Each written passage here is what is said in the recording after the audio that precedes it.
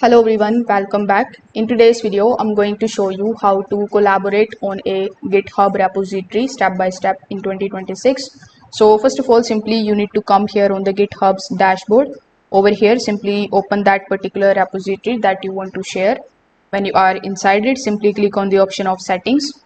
Now, when you are inside the settings, among the given options here in the left hand side, the very first option under accesses would be of collaborators. So this is exactly what we are looking for. So I want you to simply click on the option of the collaborators. Now over here in the manage access, you will find the option of add people. So simply click on the option of add people. Then simply search for the person's GitHub username or the email address. Select their account and click on the option of add name to repository. They are going to receive an invitation and they can collaborate after accepting it.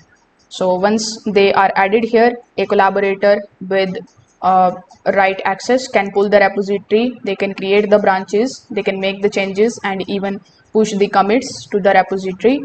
So that's how you can basically collaborate on GitHub repository. If this video helped you out, consider subscribing to the channel and liking the video. Thanks for watching.